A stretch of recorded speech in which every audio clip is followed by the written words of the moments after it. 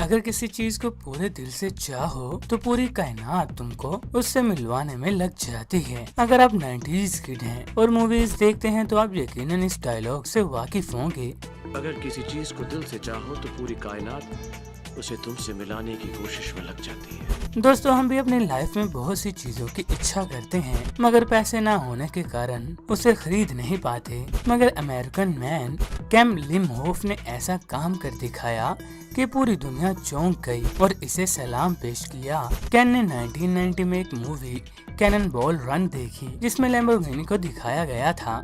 जब कैन ने लैम्बोर्गिनी को देखा तो इनके दिल में इच्छा हुई कि ये कार इनके पास भी होनी चाहिए। दोस्तों, लैम्बोर्गिनी दुनिया की फेमस और एक्सपेंसिव कार्स में से एक है। बस उस मूवी में लैम्बोर्गिनी देखते ही कैनन को इस कार को बाय करने का ख्याल आया, मगर ये बहुत ज्यादा एक्सपेंसिव थी जिसकी वजह से कैनन इस कार को बाय नहीं कर सकता था। दोस्तों, यहाँ आप या मैं होते तो फौरन से अपने विश को खत्म कर देते और किसी और ख्यालों में गुम हो जाते या फिर सोचते कि शायद कभी ऐसा दिन आ जाए जब मैं इस कार को अफोर्ड कर सकूं। बट कैनन ने सब बातों में समय वेस्ट करने की बजाय ये ठान लिया कि वो इस कार को खुद बनाएंगे। जी हाँ, हैंडमेड लैम्बोर्गिनी। ये सुनने में जितना आसान है, रियलिटी में उससे भी ज्यादा मुश्किल है। आप खुद ही इमेजिन कर सकते हैं कि बिना किसी प्लांट के एक कार को बिल्ड करना कैसा है। इस काम के लिए कैनन ने अपने बेसमेंट को गैराज में चेंज कर दिया और अपने इस हैवी प्रोजेक्ट पर काम स्टार्ट कर दिया। जी हाँ, इस काम के लिए कैनन को पता था कि उन्हें मेटल को मोड़ने की जरूरत पड़ेगी, जिसके लिए उन्होंने सबसे पहले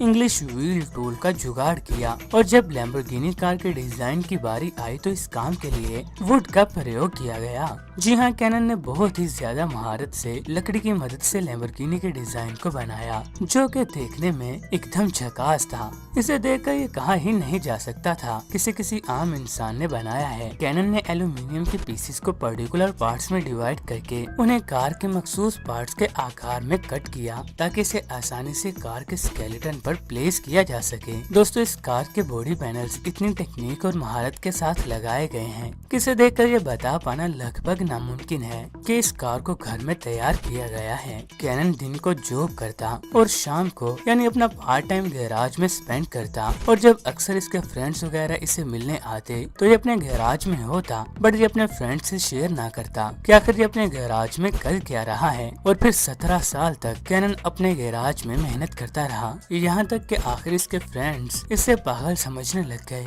17 साल के बाद कैनन ने अपने ख्वाब को पूरा कर लिया था। इस कार में इंजन और मैनुअल गियरबॉक्स कैनन ने खुद ही फिट किया था। स्टीयरिंग व्हील, सीट्स, इवन के एक चीज इस कार में कैनन ने खुद ही लगाई। सब कुछ फिट होने के बाद बारी आई कार को पेंट करने की, और ये काम भी कैनन ने खुद ही बड़ी महारत और तकनीक के साथ किया था। और सबसे इम्पोर्टेंट बात ये कि ये कार दिखने में बिल्कुल लैम्बोर्गिनी जैसी थी। इसे देखकर ये कहना नामुमकिन है कि किसी एक इंसान ने अपने घर में खुद तैयार किया है, मगर यही सच है।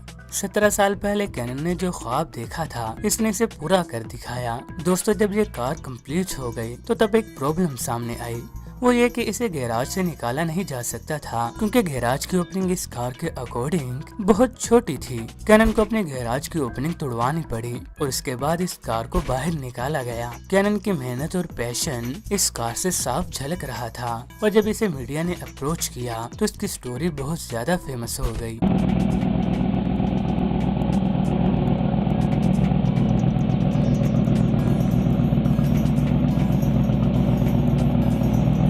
यकीनन ये सुनकर आपको काफी हैरत हुई होगी, बट जब आप नाइजीरियन मुबारक मोहम्मद की स्टोरी सुनेंगे तो आप और भी चौंक जाएंगे। इस 24 इयर्स ओल्ड बॉय ने खुद ही एक हेलीकॉप्टर को बना लिया। जी हाँ, एक हेलीकॉप्टर। फिजिक्स में इंटरेस्ट रखने वाले मुबारक मोहम्मद मोबाइल और कंप्यूटर रिपेयर्स का काम करते थे। बस इसी इंटरेस्ट के चलते इन्हें हेलीकॉप्टर बनाने का शौक पैदा हो गया। एंड देन 2007 में इसने इंटरनेट पर अपने काम के रिलेटेड डाटा निकालना स्टार्ट कर दिया। जब इंसान मेहनत और दिलचस्पी रखे तो किस्मत भी अक्सर साथ दे जाती है। हुआ यह कि मुबारक मोहम्मद को 747 हेलीकॉप्टर जो कि क्रैश हो चुका था के कुछ पार्ट्स मिल गए, जिससे इसे अपने काम में बहुत आसानी हुई। अपनी मेहनत और रिसर्च के चलते मुबारक ने आखिरकार हेलीकॉप्टर बना ही डाला, जिसकी लेंथ 12 मीटर होने के साथ साथ इसमें होंडा सिविक कार का सेकंड हैंड इंजन लगा हुआ है और इसके अंदर टोयोटा कोरोला की 4 सीट्स लगी लगी हुई हैं, जबकि जॉयस्टिक और लीवर वगैरह इसे उसी क्रैश हुए